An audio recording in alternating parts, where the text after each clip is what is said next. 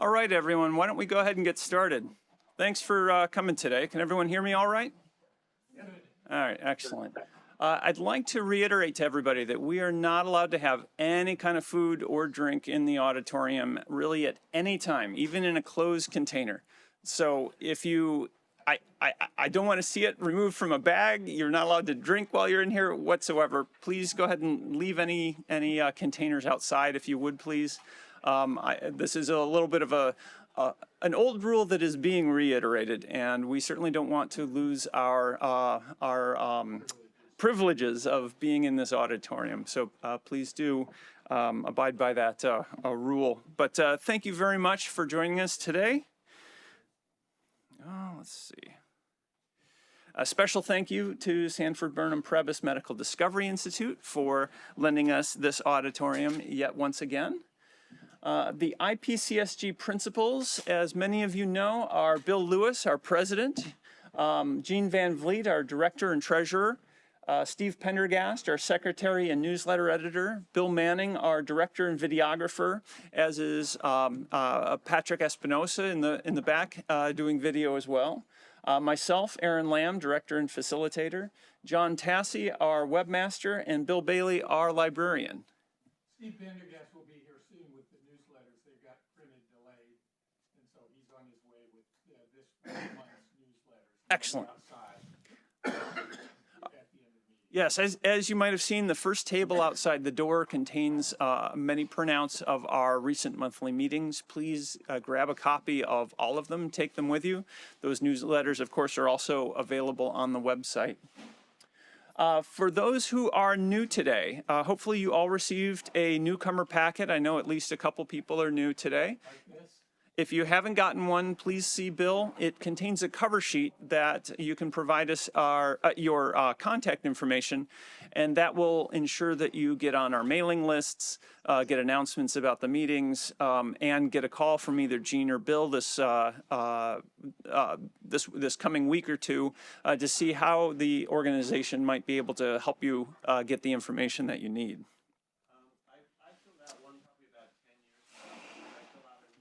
Sure. Yeah. And yeah, our greeter at the front door also has copies of those. Our support to you comes in the way of the website. We also have recordings of nearly all of our meetings on YouTube.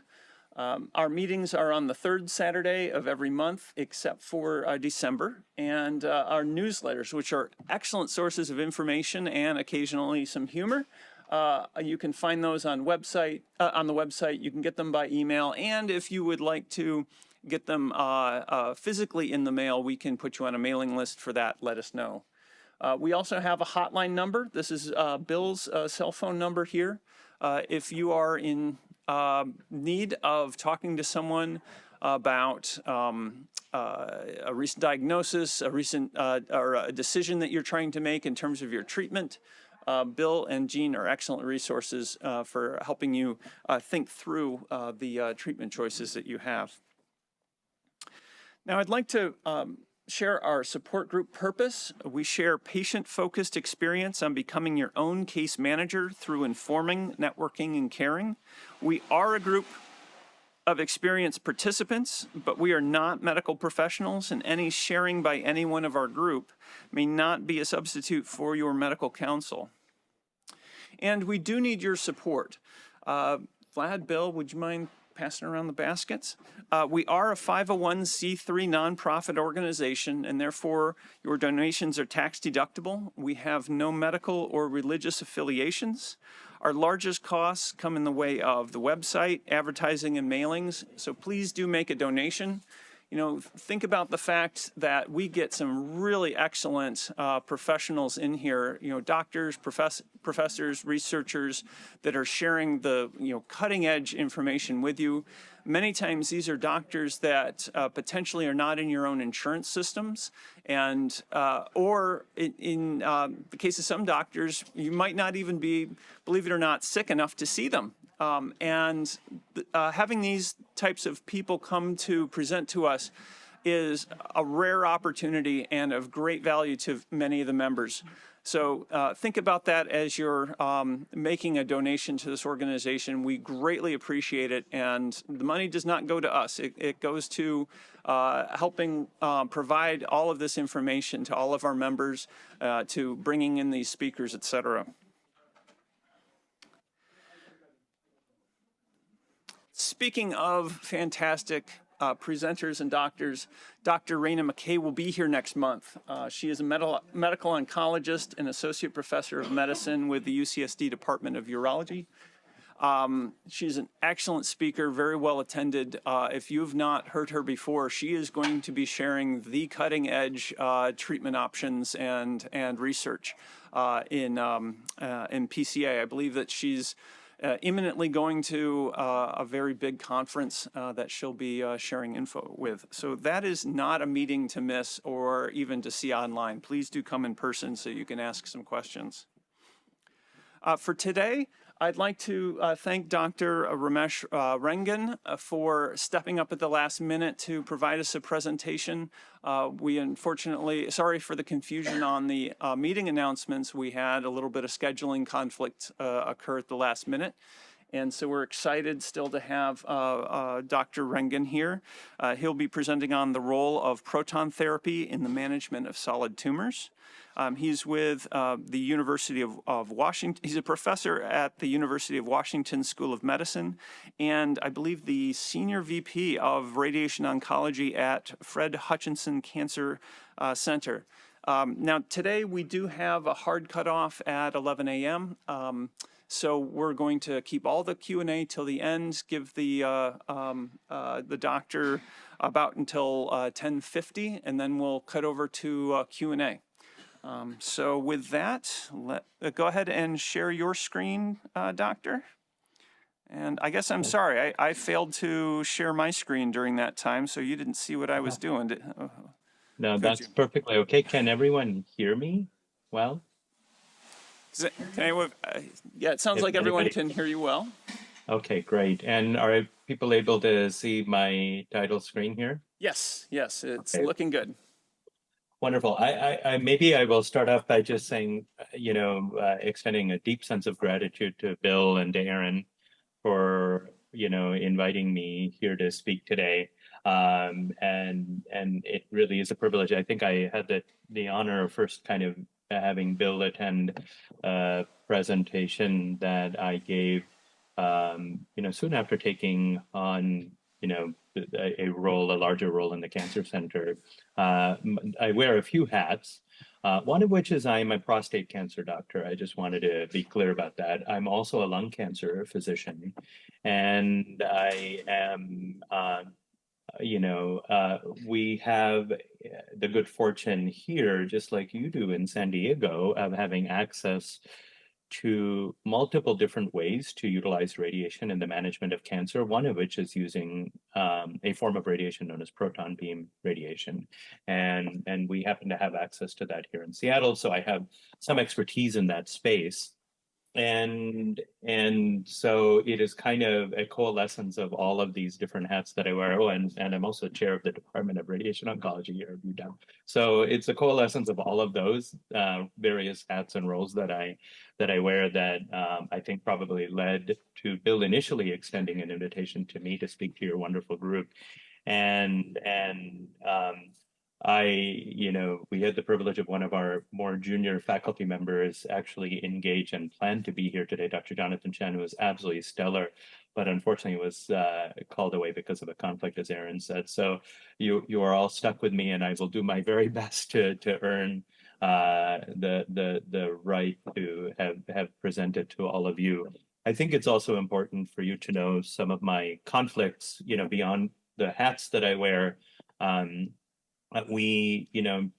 To deliver proton therapy, it requires fairly expensive machinery that runs into the tens, in fact, hundreds of millions of dollars.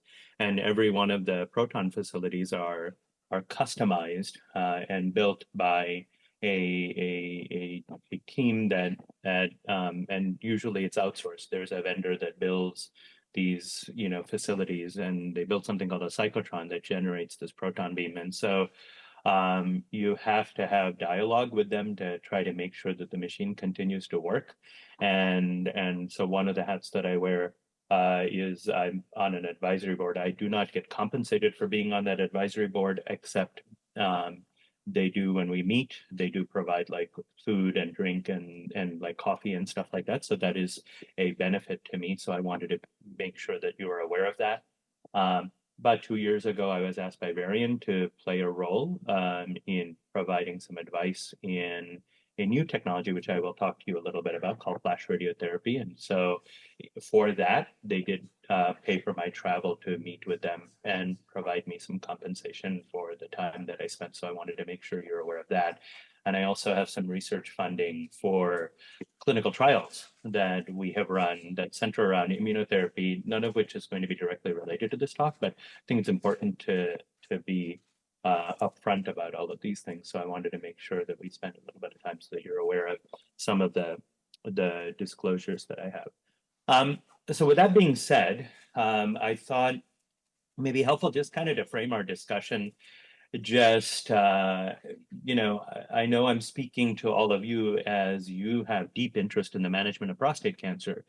And prostate cancer is one of the most significant cancer-related problems that we as oncologists, as cancer professionals, have been trying to address and solve for really the past century.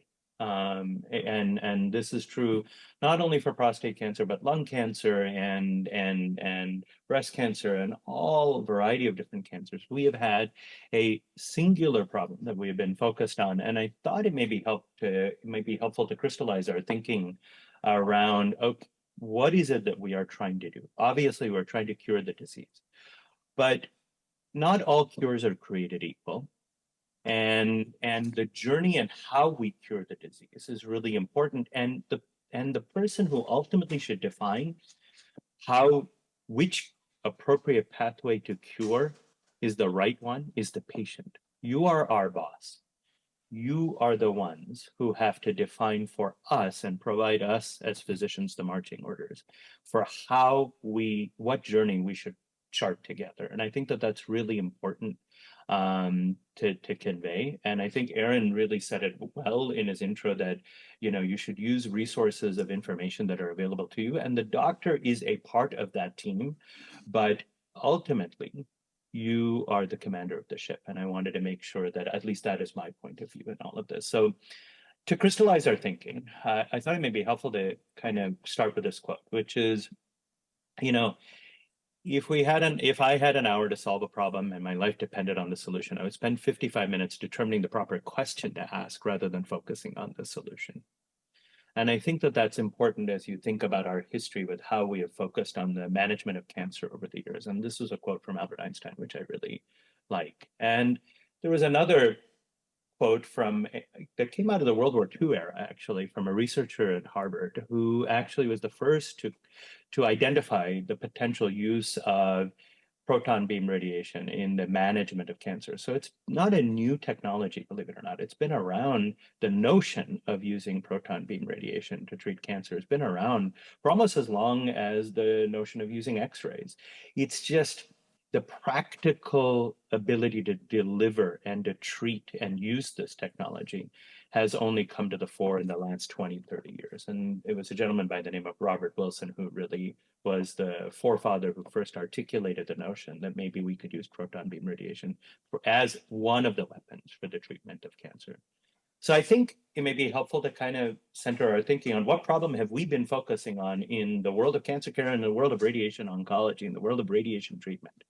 You know, for much of the history of cancer management, there really were essentially two ways to permanently cure a cancer. One is to cut it out, to remove it, and the other is to radiate it. There is no such thing as absolute resistance to radiation. In other words, if I deliver a high enough dose of radiation, I can sterilize any tissue. I can sterilize any cancer. The catch is you have to be able to do that safely. Similarly, you know, a surgeon can cut anything out. The catch is to be able to do that safely, right? But these are the two essentially curative modalities that are available to us. Now, we're adding some dimensions to that. Sometimes immunotherapeutics can cure. Sometimes some forms of systemic therapies can cure. But by and large, when it comes to a solid tumor, meaning not a leukemia, not a lymphoma, the two dominant curative approaches have been either using radiation to sterilize the tumor or using surgical resection to remove. So why do I think it's really important to coalesce around our understanding of the problem statement? Many of you in this room may know what this is, especially being in California and somewhat adjacent to where the tech sector is. I know that's further north, but this is an Osborne computer. And this computer was launched in the late 1970s and early 1980s. And there was a belief in the founder of Osborne Computer Systems, whose name was Osborne, that the reason why people are not adopting personal computers is because they're too big. So if we can make a portable computer, and this is a portable in that era was defined as 24 pounds and could fit under the seat in an airplane, under the seat in front of you. And this actually fit those characteristics of airline travel in that era.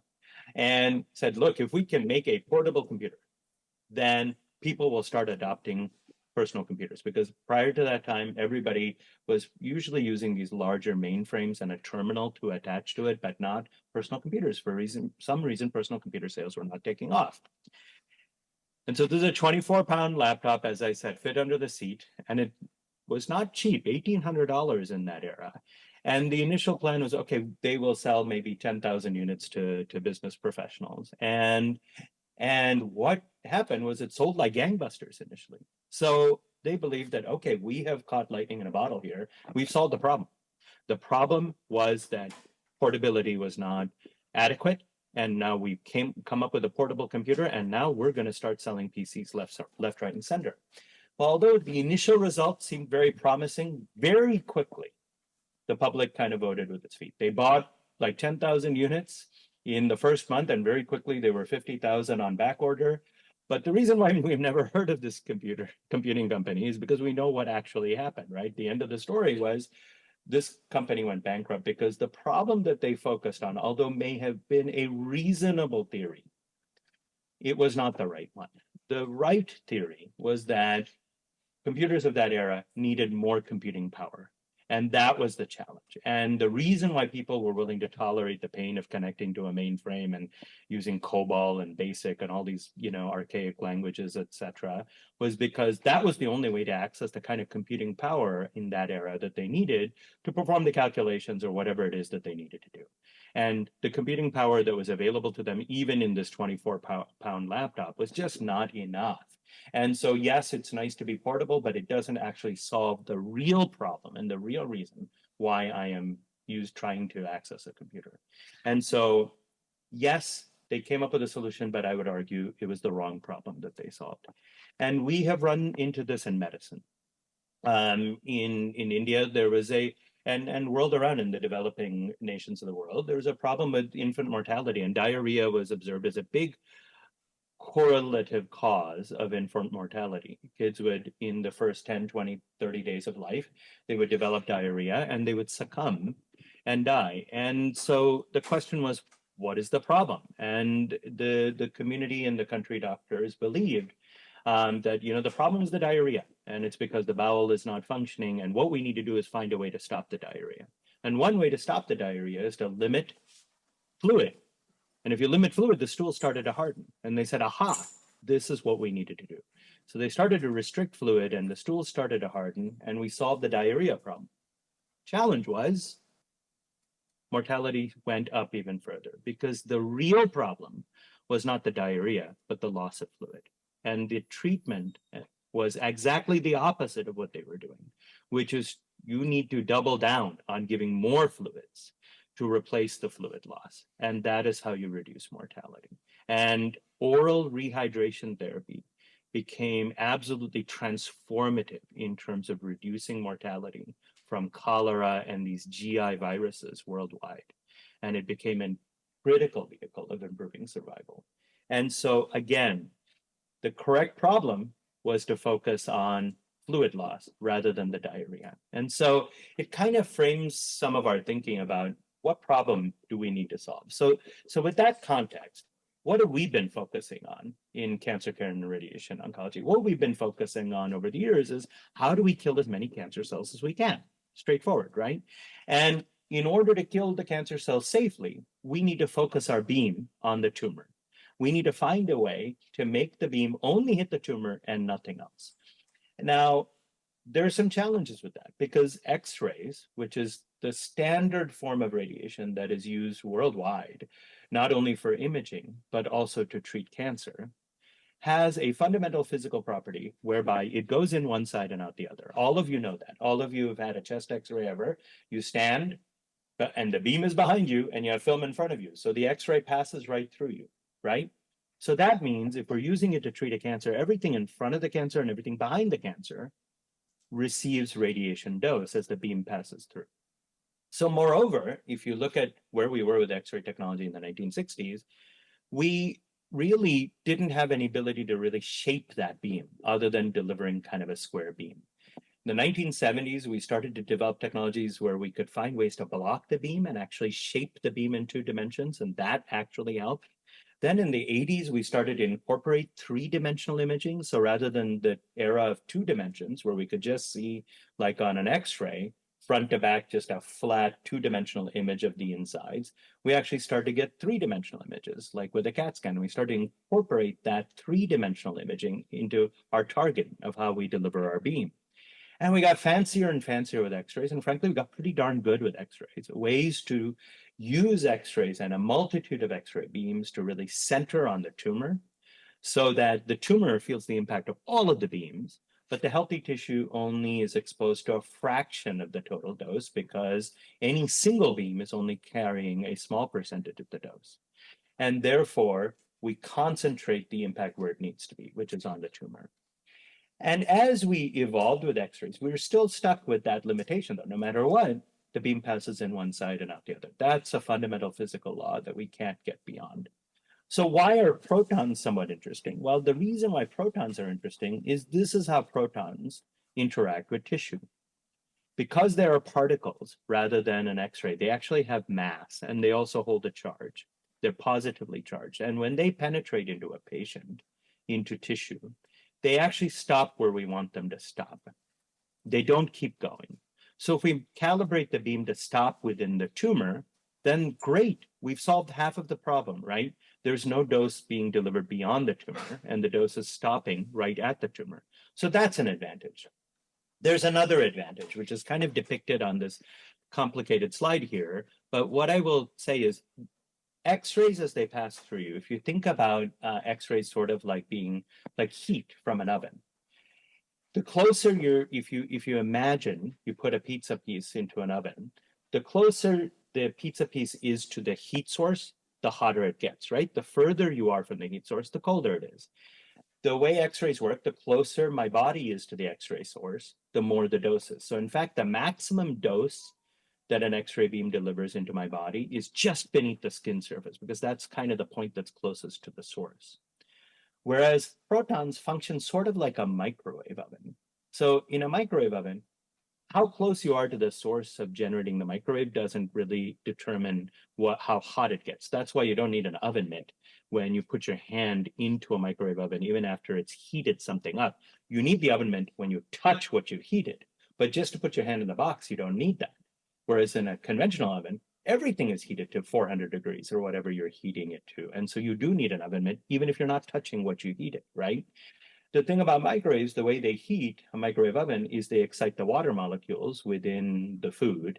And that's how you specifically heat the water containing food. And that's boom, that's how you get heat in a microwave oven, right? And so protons, the way they function is they deliver most of their impact close to where they stop rather than where they enter.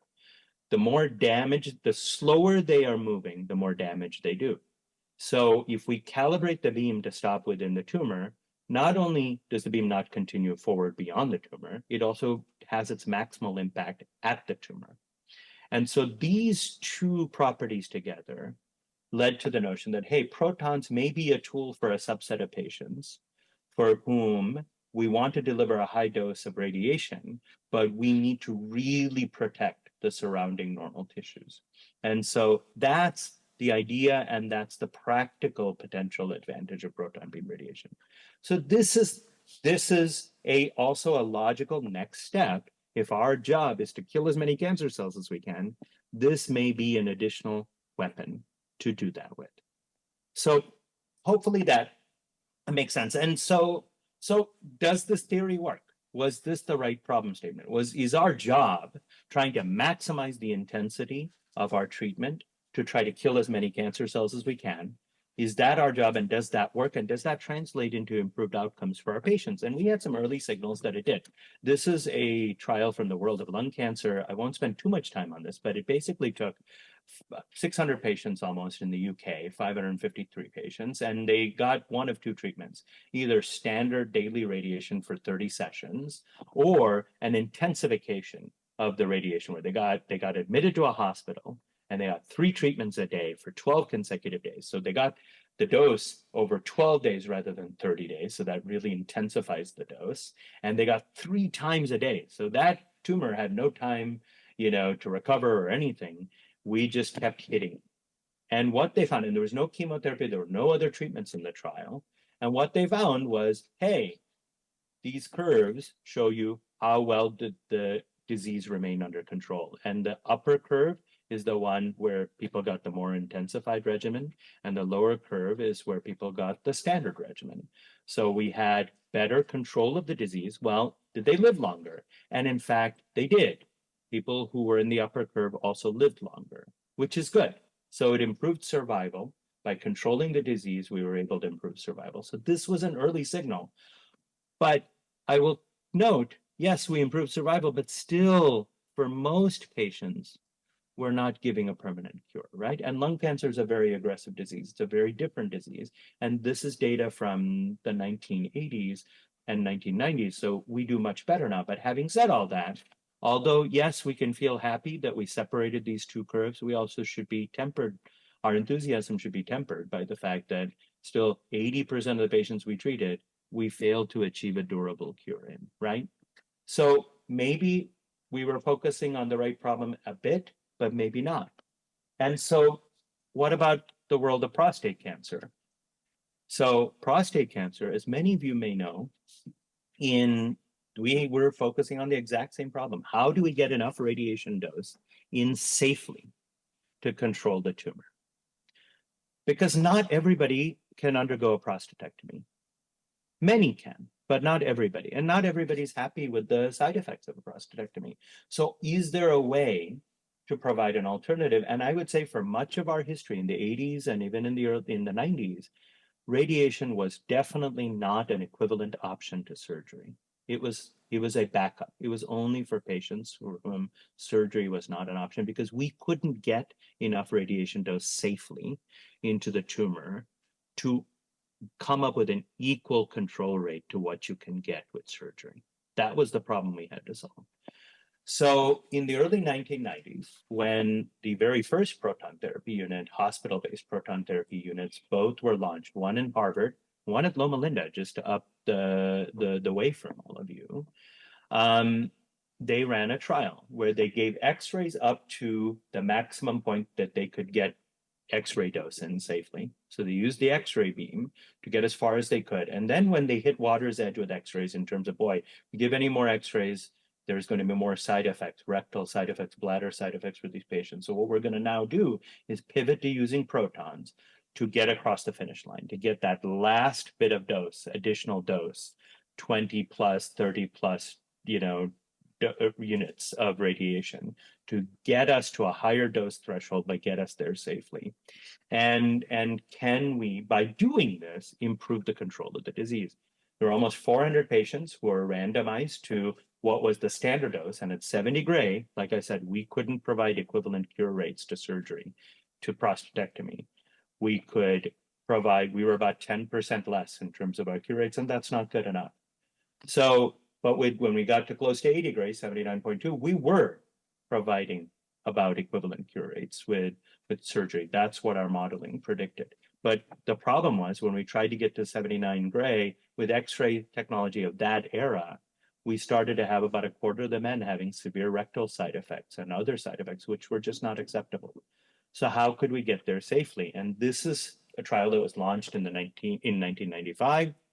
And what they found was, you can see this big separation. Now that we got to that higher dose for patients with both low and intermediate risk prostate cancer, we started to see a significant improvement in control of disease and long-term control of their prostate cancer. These are in years. So we're talking about 7 years out, the majority of men who got the high dose remained cancer-free. And this competes very favorably, not favorably, but quite equivalently with surgery. So that meant we earned the right to say, hey, we have, with this combination of treatments, a approach that is a reasonable alternative to surgery for men who want to choose to take that option.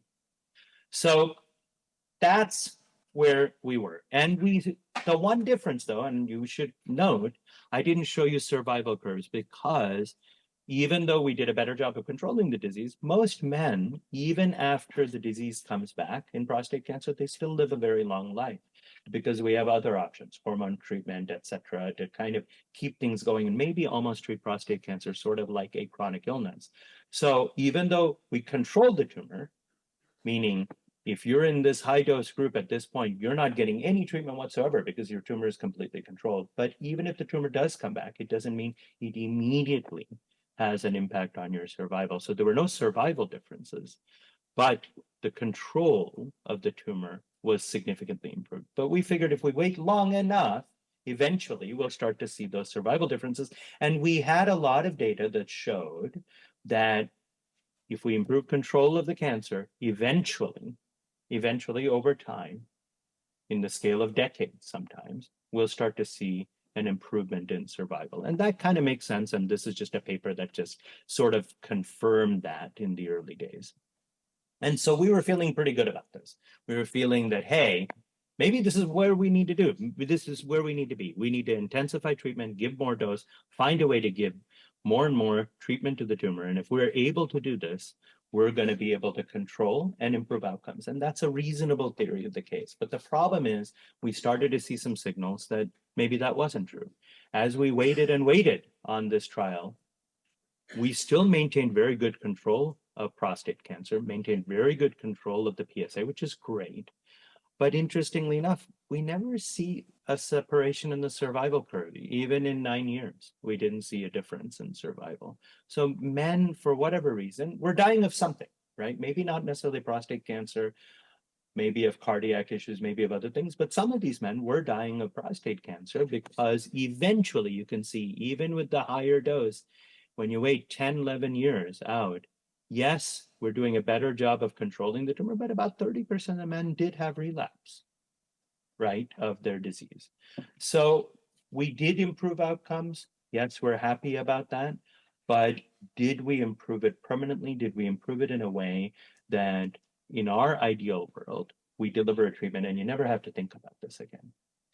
So we earned the right to be an alternative to surgery, and in surgery, the curves would look very similar to this. We earn the right to be an alternative to surgery, but the larger problem, whether it's surgery or radiation, still remains. Prostate cancer is still a deadly disease. And so how do we help improve our patients have good control, but also be able to live well and move on with their lives so that they can do other things? And so this is kind of a question that we've been wrestling with. So this is just data from other diseases like lung cancer also, where we saw that even when we try to pound in more dose, one of the other things that we saw, unfortunately, we've never seen this in prostate cancer, but when we treat disease like breast cancer and lung cancer, where there are vital organs sitting right around where the tumor is, there is a point where if you just keep pounding at the tumor, you do more harm than good.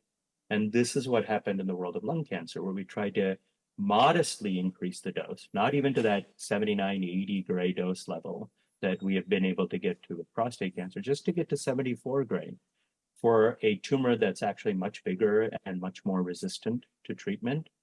When we tried to do that, we actually did more harm than good. The patients who got the higher dose on the lower end of the curve. And so that idea started to fall out of favor a little bit. We can't just keep doing more of the same, because for some patients, we're doing more harm than good. And so that's something that we've had kind of it was very sobering for us. And what we saw in this trial was the higher dose we gave, the more harm we did. We also saw that organs like the heart, not surprisingly, did not like to receive any radiation. And when we gave to give higher dose to a tumor in the lung, the heart gets exposed to radiation.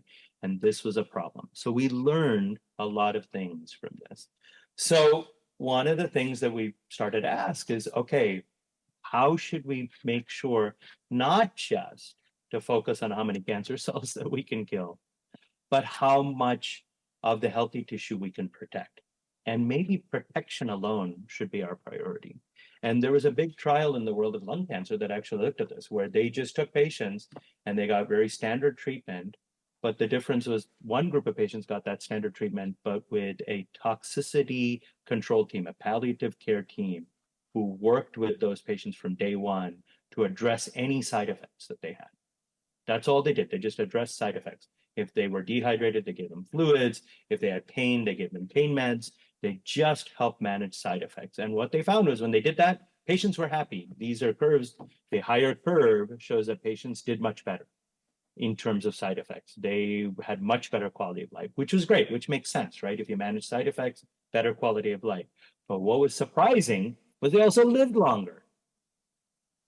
So you're getting the same treatment, except one group is getting their side effects very actively managed, and they lived longer. So this is the importance, and this really taught us. And the reason a trial like this made it into the New England Journal of Medicine, and it was kind of earth-shattering to all of cancer care, was that, hey, just doing more and more of the same, which is the journey that we had been on as cancer researchers for so long, is getting to a point where we are maybe crossing the threshold of not providing as much help to our patients and maybe actually creating harm. And so what we have to do is find a way to focus on safety and reduction of side effects. We need to do that. That's really, really, really important. And you might think that with focusing on all of these side effects, that maybe the patients in the early palliative care group were healthy enough to get even more treatment, like maybe a little bit more chemo. No, they actually got less. They got less treatment, more focus on side effects, and they lived longer. So that's a win-win-win. And it goes against our grain of thinking, because our grain of thinking up to that point was, hey, let's get more treatment in. So where should we focus on proton beams and prostate cancer? What should we be doing? And where do we go next? Well, I'm going to speak just very broadly for a second about how do we approach it in the world of cancer care when we have access to proton beam. Well, one of the things we do is we want to first focus on patients who do most poorly with X-rays. And believe it or not, the patients who we really spend a lot of time worrying about is pediatric patients, because their tissues are evolving and they're exquisitely sensitive to any radiation exposure. And the earliest uses of proton beam radiation, which is very unique in the world of cancer, usually the kids are the last group you ever try any new cancer treatment with. But in the world of proton beam radiation, the kids were the very first. Dating back to the 1970s, we've been treating kids with proton beam radiation, and proton beam is actually a standard of care for the most common of a variety of different pediatric cancers. Why? It's because of this. It's because of some of these pediatric cancers, you have to treat a very large area. You have to treat the entire the CNS system, because they have tumors. Kids are very vulnerable to central nervous system tumors. They form these early in life, and you have to treat the entire CNS system. And to treat that entire CNS system with radiation, although it's very effective, 80+% of these kids live well into adulthood, they suffer the ill effects of radiation, cardiac issues, thyroid issues, cognitive issues for their entire lives. Whereas with protons, it significantly, you see, there's no dose to the heart, there's no dose to the bowel, there's no dose to the abdomen. And even the impact on cognition is minimized because of all the other systemic reductions of dose. So these are the very first groups of patients that got treated with proton beam radiation dating back to the 1970s. So interesting enough, the longest body of data we have with proton beam radiation is with kids, showing safety and showing efficacy. And frankly, The one thing we don't have is randomized trials because no parent would allow their child to be randomized to this. And it would be challenging for us even ethically to say to a parent, hey, you can either have this type of treatment or this type of treatment. You have to have, in the world of cancer care, something called equipoise before you're willing to go to a patient. That means you have to go to them in good faith saying, I don't know which of these two are better. But if we believe that one is better, then we can't run a randomized trial ethically asking a question, because then we may be putting patients in harm's way. And so that's kind of one of our founding principles when we run clinical trials. And so no governing body would approve a randomized trial between these two treatments because we've never found a beneficial impact on more radiation to healthy tissues. So this just shows some data over the years of how across the board in a variety of different countries, proton beam radiation is just kind of a very major standard and one of the driving forces, and the driving forces is for the treatment of kids. So I have a few more examples, but I don't think this is really something that we have to spend a lot of time on right now. What I want to zero in on is prostate cancer. And so in prostate cancer, where are we today? So I took you to where we were in 1995, right? Where have we gone since then? Well, from the lessons we learned in 1995, we learned that we can now deliver radiation in a way which we believed to be a reasonable alternative to surgery, but we still had to go out and prove it. So to the credit of the United Kingdom, they ran what has now come to be termed as the trial of the century in prostate cancer. And this is a trial that all of you hopefully should be familiar with, but if not, I'm happy to kind of walk you through some of the fine details. This was a trial of over 1,600 men, but 6,000 plus men were screened with prostate cancer in the UK. And they had anything from low to intermediate to high risk prostate cancer, but it had to be localized, meaning no evidence of spread to the bone or elsewhere. And these patients, most of these patients had low and intermediate, very few had high risk. They were randomized to one of three potential options. One was active surveillance or active monitoring. The second was radiation using modern radiotherapy, so post-1995 modern radiotherapy, or radical prostatectomy. And they were randomized to one of these three treatments. And what they found was that there was no difference whatsoever in survival between all three of these groups. Whether you were in active monitoring, whether you were in radiotherapy, whether you received modern radiotherapy or you got surgery, there was no difference in survival.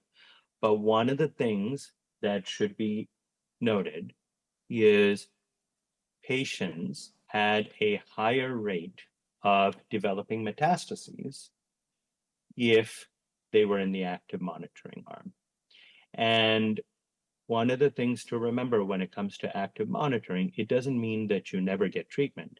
It means you are delaying and being monitored. And then when there is signs of your disease progressing, then you have to undergo treatment. And that's what you can see on the right here. Men who are in the active monitoring arm, if you look at that, the majority of those men during that life cycle of the trial ended up having to get some form of treatment. So active surveillance, for the most part, doesn't mean you get to avoid treatment altogether. It means you are deferring it, and you're deferring it until later in life. And it's not a stress-free deferral. You're deferring it oftentimes at the cost of getting a more advanced disease at some point. That's why the distant metastases rates were higher in that arm. And you are deferring it, and then you have to then get treated at a later stage, which may or may not be what you want to do. You may prefer to get treated when you're 65 rather than when you're 75. For some men, maybe not, but the good news is if you choose to go under active monitoring with a really good group, I always tell my patients who we put on active monitoring, it's a full contact sport. You have to come in every year. We have to be able to do rebiopsies. So it's not just, okay, I'll see you. So if you enter into a robust active surveillance program, a well-tuned program, then you're not going to be compromising your survival. So that's good news. Also learn that if you do radiation or surgery, hey, your survival numbers are very similar. So we now had hard data from a randomized trial to show that. So this was the difference in the metastasis rate. You can see the dashed line, the patients who ended up having a recurrence and a recurrence in terms of spread outside of the prostate organ on the active surveillance group. What else did we learn? Well, remember, I told you that it's not just about curing the disease, right? It's about quality of life and how do patients live with this disease and what are the kind of side effects. So they did collect patient-reported outcomes. And when they collected patient-reported outcomes, they looked at urinary function, and what they found was, not surprisingly, patients who undergo surgery had a higher rate of incontinence. Why?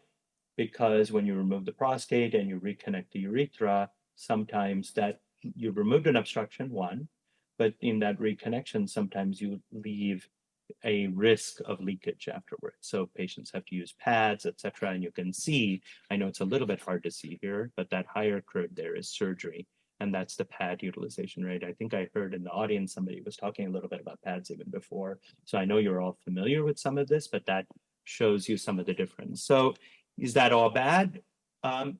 Potentially, it's not all bad. Why? Because if I have a gentleman who has a large prostate and a lot of outflow obstruction issues, and they come to me for radiation, I oftentimes will counsel them, surgery, you get two benefits in one. You get the cure of the prostate cancer, but you also get the removal of that obstruction, right? And for some gentlemen, that's an added benefit when they have bad BPH or really bad outflow obstruction. How about sexual function? This is something that for some reason is not as well reported into the community or as well aware, but this is really hard data. They looked at sexual function and erectile function in patients and men.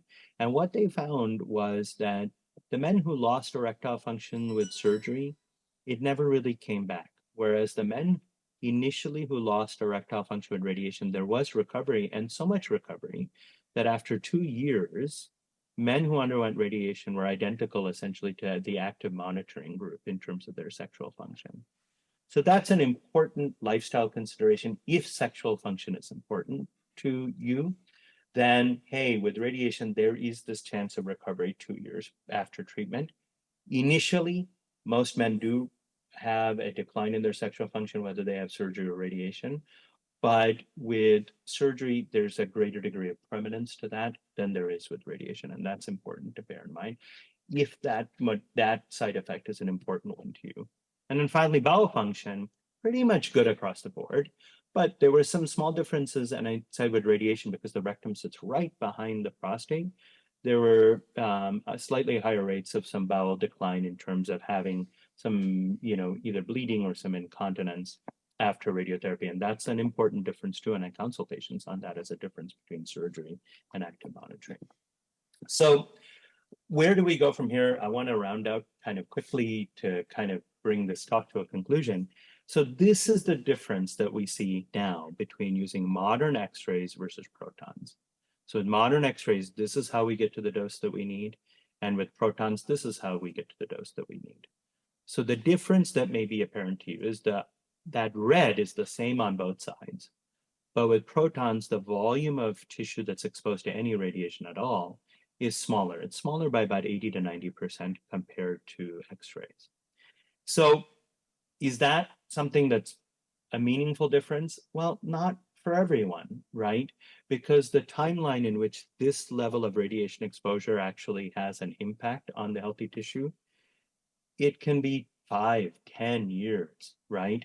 And in fact, if you look at data from, radiation exposure data, that oftentimes it takes decades before we start seeing an uptick in second cancers, et cetera, from tissues that have been exposed to radiation. So you have to wait a long time. And so what does that mean?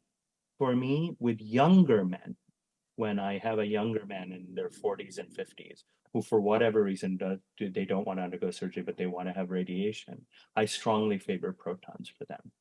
But if I'm treating a 75-year-old or an 80-year-old, I counsel them that protons are a reasonable option. However, X-rays are an absolutely equivalent option as well. And the likelihood of that difference in radiation exposure between X-rays and protons may not be meaningful to them because it plays out over decades. And if you're 75 or 85, you may not reap that benefit in your lifetime. So what have we seen at our Proton Center? Pretty steadily over the years, we have seen that the prostate cancer population has ranged between 20 to 40% of the total patient volume that we treat at the Proton Center. And the reason the circles are getting bigger is more and more patients have been coming to us for proton therapy, which makes sense. Over the time, we've learned more and there are more appropriate uses for this technology, and our volumes have grown. But in general, there's a subset of men with prostate cancer, not everybody, for whom proton beam radiation makes sense. And so are we ever going to run another randomized trial right now with protons versus X-rays? I'm not quite sure we will, and I don't need to go into some of the details of how challenging it can be to create a clinical trial. But there is a trial that's ongoing, and that was the reason I had those slides there. But in the interest of time, I'm not going to go into the fine details. That there is an ongoing trial that is comparing the most modern form of X-rays with protons, and it's just looking at quality of life. I'm hoping in the next 5-10 years, we'll start to get some data from that trial. But do I think we're going to launch another trial anytime in the near future? I think that trial will give us information just in terms of, hey, what are the quality of life differences? My expectation is we're not going to see any differences in cure, but who knows? Until we see the trial, we won't know. But we may see a difference in quality of life, and that will arm you all with more information to select the treatment that's right for you. I wanted to say a few words about flash. And so what is flash radiation? And one of the things that I wanted to bring up is provide some context. The world of prostate cancer is changing, and this trial kind of speaks to this. It is a trial known as the Stampede trial, and it looked at patients, the screen went out of my control. It looked at patients with metastatic prostate cancer. So these are not patients with localized prostate cancer. These are men with metastatic prostate cancer. And it asks the question, is there any value of adding radiation to the prostate in men in whom the disease is already spread? Why is this? Well, the logic is the largest concentration of cancer cells in that man's body is in the prostate organ. So maybe if we can reduce that burden of disease, that can translate into a benefit to the patient. Even though we're not getting all of it, if we just reduce the largest sanctuary of cancer cells in the body of a patient, is that going to be a benefit? And lo and behold, it was. We didn't see a difference across everybody in overall survival, but we did see a difference in control. And what that meant, why is that important? Well, men know that hormone treatment, as side effects go, it's hard, it's not easy when we put patients on hormones, but the alternative is standard chemotherapy when hormones no longer work. So the longer a man can stay on the hormone treatment, the better it is for them. And so with this radiation, they were able to stay on hormone treatment for a much longer period of time, which meant they didn't have to get the other second-line treatments that we start to move to after hormone treatments, which have a greater impact on their quality of life, like Taxol and other things. Moreover, when we looked at men with a low burden of metastatic disease, in other words, where we really believe the majority of the cancer cells are sitting within that prostate organ, they did have a benefit in terms of survival. So the disease remained controlled longer and they had a benefit of survival. And the reason I present this data is this is a situation where we know that we're not getting all of the disease underneath the beam. So we need to do it as safely and as side effect free as possible. And this is where I think the idea of flash may make sense for men with prostate cancer. Why? Flash, just for everybody's shared awareness, is a way to deliver the dose of radiation that we usually deliver in modern clinics today over a period of 10, 15 minutes in milliseconds. So this is the dose right there, the rate at which we deliver 2400 centigrade in a minute. That is a dose that's just units, 2400 units in a minute with modern X-rays is what we are able to deliver today. With flash, we're talking about 720,000 units in a minute. So it's several orders of magnitude higher. And why is that important? It turns out if we deliver the radiation in an instant like that, for some reason, it's invisible to our normal tissues.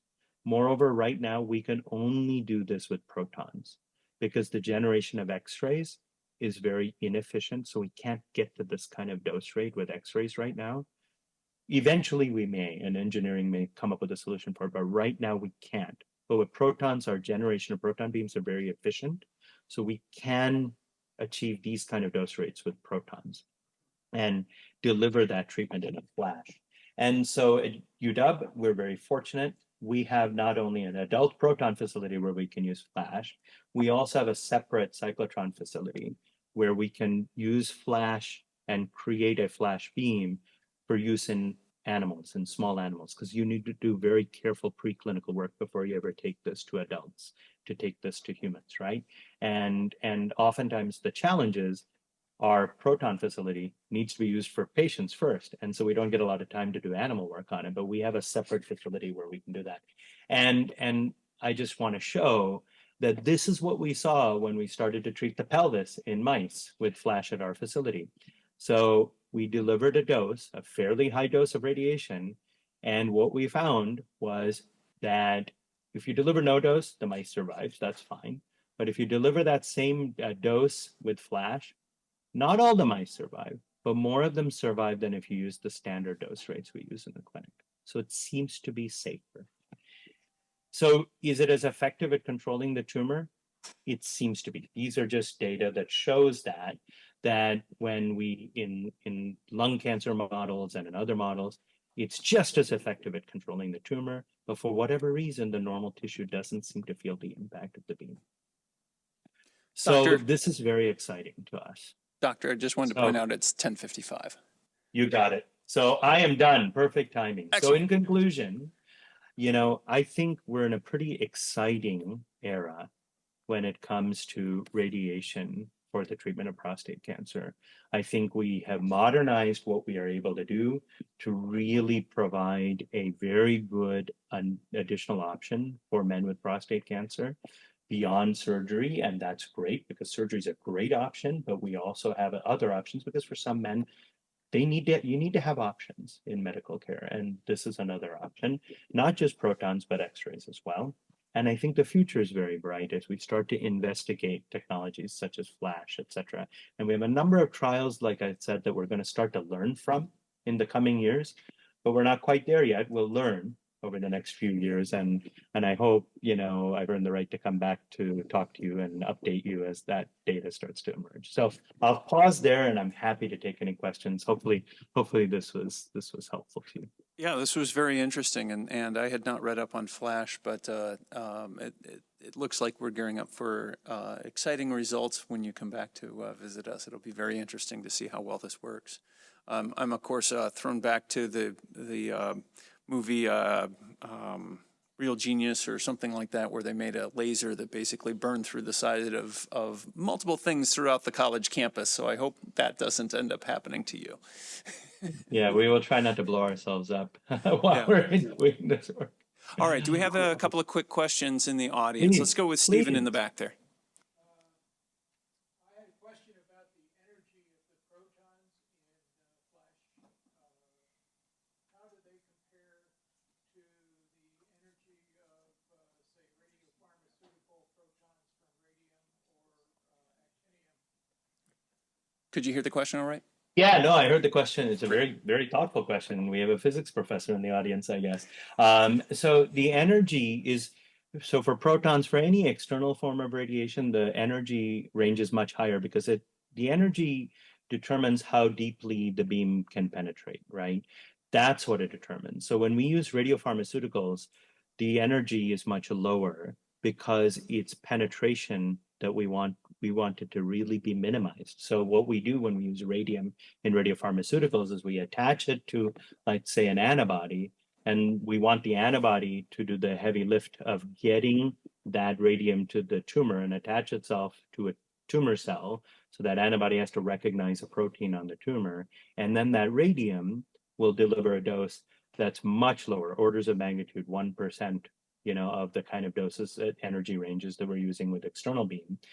And its path length, we want it to be no more than maybe a centimeter in normal tissue, right? We don't want it to travel very far. We want it to attach and then just only radiate the heck out of what it's attached to and nothing else.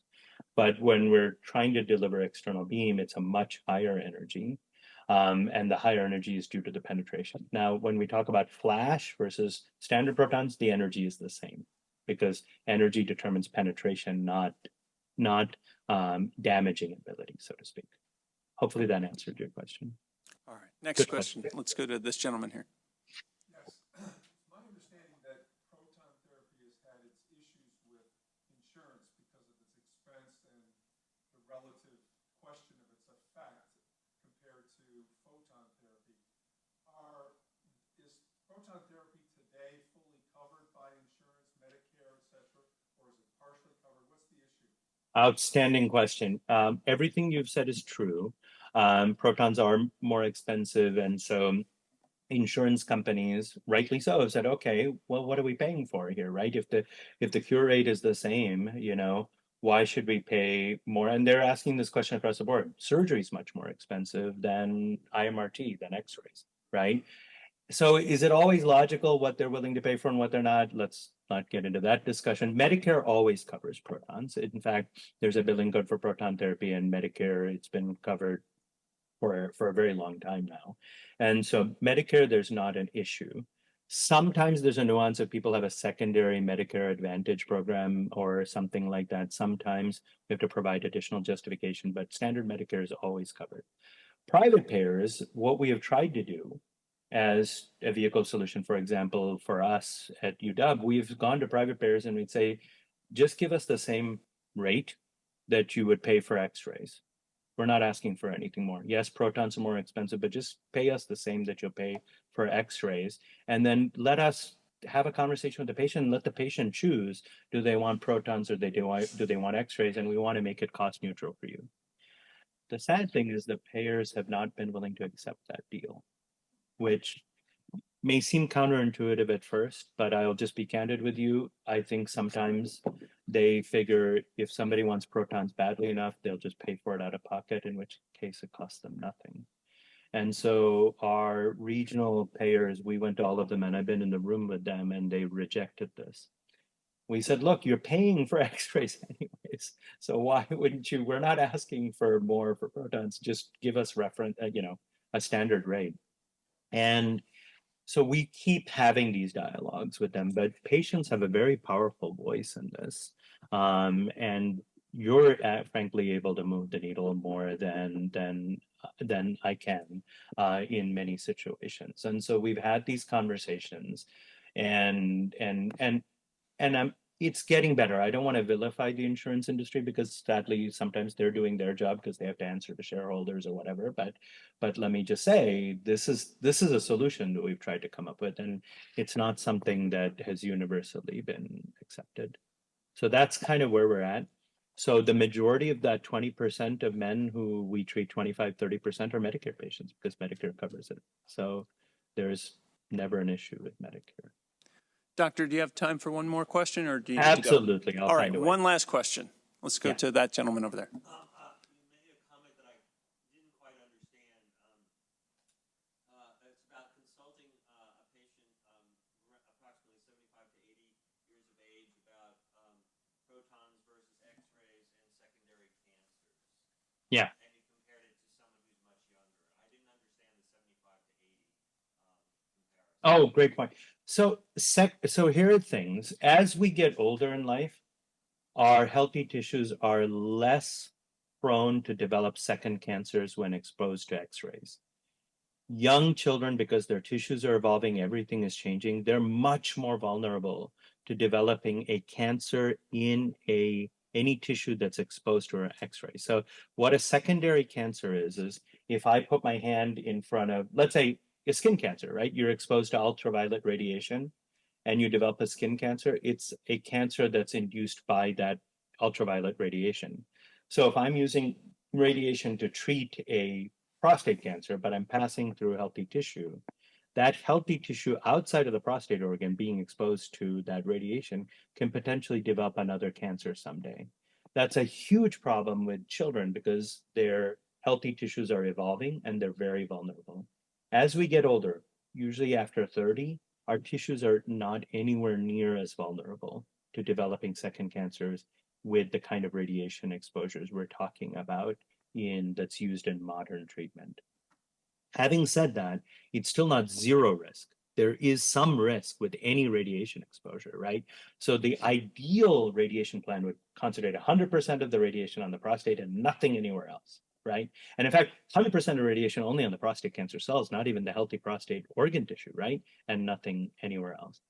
So the difference for me between a 40-year-old versus a 75-year-old, the other component of developing a second cancer, it's not that you develop it today or tomorrow. If you're going to develop a second cancer, oftentimes it's 10, 20, 30, 40 years down the line. So if you're an 80-year-old man who has prostate cancer, yes, it's true with x-rays, there is a greater risk of developing a second cancer over the next 40 years than with protons. There's a lower risk. Both, we're talking about a difference of, let's say, 5% to 2%, but that's a 50% reduction in risk, right? But if you're 80, are you really worried as much about something that may happen to you at 120 versus if you're 40? And so to me, the 40-year-old, it makes more sense to have that conversation about, hey, you know what? I really do favor protons for you. But with an 80-year-old, I'm much more agnostic about that. Nothing against using protons, but I don't say, oh my gosh, I think protons are going to provide a meaningful benefit. Did that clarify? I'm sorry if I wasn't clear enough. All right, well, can I get a round of applause for the presenters today? Thank you very much, Professor. Thank you all. I appreciate the privilege to coming and speaking with you all today. And I'll be honest with you, hopefully in the future, I get to come down to San Diego to meet you all. And Aaron and Bill should have my contact information. If there are any questions or anything else, I'd be happy to answer them. And the one other disclosure I forgot to mention, I just wanted to be transparent. I have not been compensated in any way for this talk, which is exactly the way I want it to be. I wanted to just present because I think it's an important vehicle to be able to speak to all of you, but I also wanted to just clarify that so that people are. Thank you. Thank you for that clarification. All right, thanks again for your time, Professor. Talk to you again in the future. Be well. Thank you all. Have a wonderful day. You too. Bye-bye.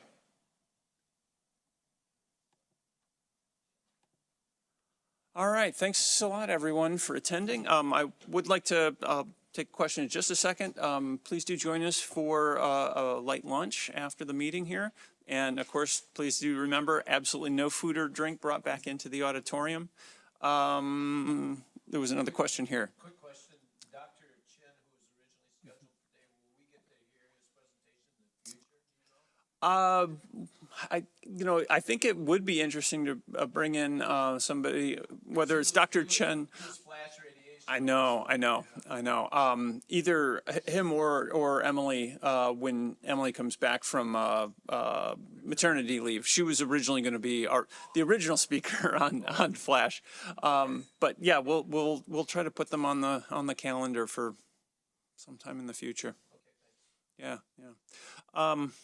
Sorry, any other announcements or anything, Bill, that you can think of? All right. Yeah, Dr. McKay is not to be missed. Stephen. I just wanted to announce I delivered the newsletter for September. Excellent. Yes, please do pick up a copy if you would like one. And with that, I guess meeting adjourned. But of course, for the newcomers, please return your cover sheet to me or to Bill before you leave, and please also newcomers chat with people. The benefit of especially having the lunch and the time after the meeting is to share questions that you might have and share our experiences. And so ask away. All right. Okay, thanks everyone.